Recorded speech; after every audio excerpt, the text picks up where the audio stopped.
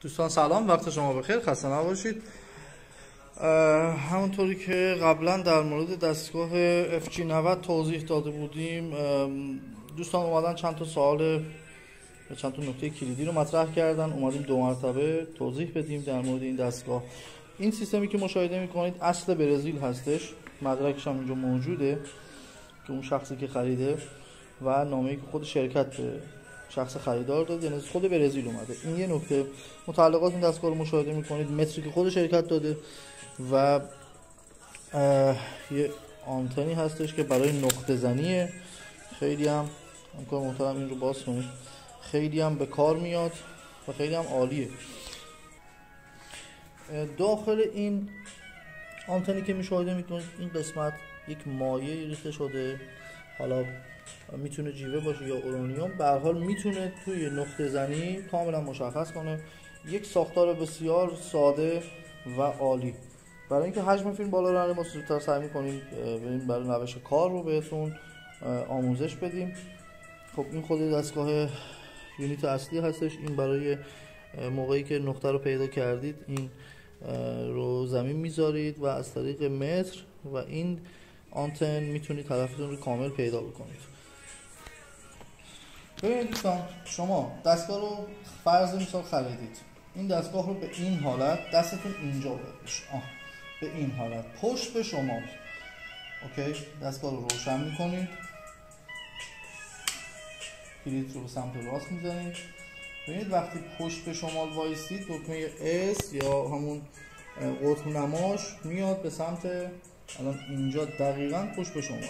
اوکی، خب پشت اینکه یک سنسور قرار داره، حتما باید پشت به شمال وایسید. میاد چیکار میکنید؟ با کلید ولوم که اینجا داره میچرخونید، بوق زد روی مثلا 365 بوق زد. اوکی، این رو 10 تا میایم پایین. خب میتونید رو 345 بذارید، خلاصه 10 تا باید بیاد پایین. نمایشگر باتریش هم که اینجا به 17 و خورده، باتریش خوبه، شارژ داره. دستگاه آماده به کاره. ببینید شما برای اینکه حرکت بکنید باید زیگزاگی حرکت بکنید که این بتونه فلز رو دریافت بکنه. دست به این حالت، دستگاه رو به این حالت.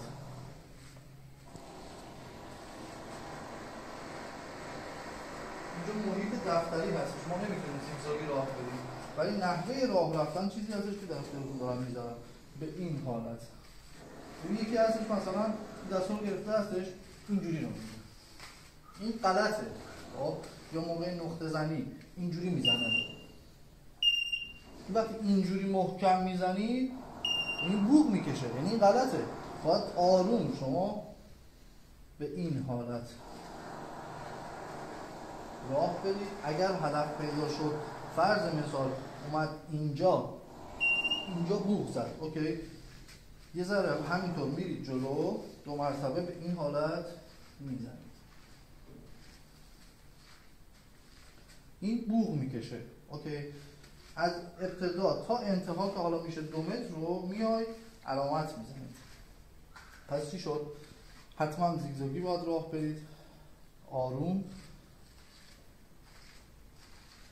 اگر لم این رو رعایت بکنید، این دستگاه توانایی تشخیص 5 تا سکه رو از فاصله 700 متری تو عمق 3 متر رو داره.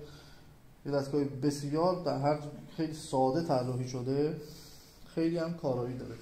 پشت دستگاه یه چراغ اینجا داره، یه چراغ هم پشتش که وقتی شما به فلز رسیدید این میاد روشن میشه و اپراتور رو آگاه میکنه از اینکه فلز وجود داره.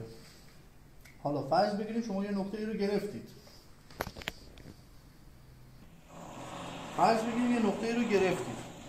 دستگاه رو به این حالت میذارید روبروش، با این که همین که گفتم متر و آنتن میاید روبروی این دستگاه نگه میدارید، آروم. حالا اینجا محیط کار، نقطه واقعی وجود نداره، من فقط دارم توضیح میدم که روش کارش به این حالته. اگر هدف شما اینجا بوق خورد، دستگاه رو وقتی سمتش گذاشتید، اوکی، این آنتن رو به این حالت روبروش میکشید، میرید تا جایی که این همینطور وقتی هدف باشه بوق میکشه. فرض مثلا اینجا قطع شد، اوکی، اینجا رو علامت میذارید. از اینجا تا اینجا میشه نقطه کار واقعی شما. اون وقت چیکار میکنید؟ آنتن جمع متر رو در میارید. توی متری که شرکت داره میده هر 30 سانت 1 متره، درست؟ حالا ما اینجا فرض مثال میگیریم، اینجا الان مثلا 4، درسته؟ هر 30 سانت 1 متر، 2 متر، 3 متر، 4 متر، یعنی میگه عمق هدف شما 4 متره. از کجا فهمیدید؟ با این آنتنی که خدمتتون عرض کردم. به این حالت وقتی میزنید، اگر اینجا قطع شد اینجا میشه نقطه پایانی کار شما که از اینجا تا اینجا رو متر میزنید. اگر اینجا قطع شد اینجا میشه نقطه کار پایانی شما.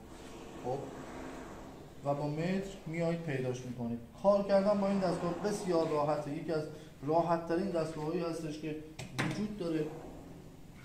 دستگاه بسیار قدرتمندیه. این دستگاه کار کرده در حد آکبند این دستگاه الان حدود 230 تا 40 میلیون قیمتشه.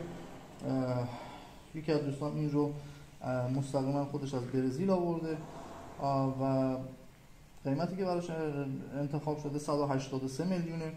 دستگاه بسیار پرقدرتیه، عرض کردم در حین سادگی دستگاه بسیار با کیفیت و دارای قدرت بسیاری هستش. 2500 متر شعاع میزنه، حدود 15 تا 20 متر هم عمق میزنه.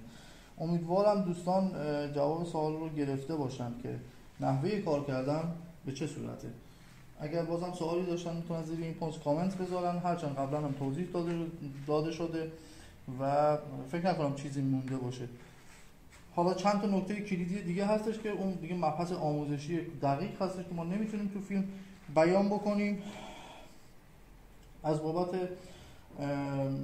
اصل بودن سیستم هم که توضیح دادم، مدرکش موجوده که دوست از این دستگاه رو از خود شرکت گرفته و عرض کردم مدارکاش هم موجوده. اگر سوالی دارید بنده هستم خدمت شما و میتونید زیر این پست کامنت بذارید و جواب داده خواهد شد.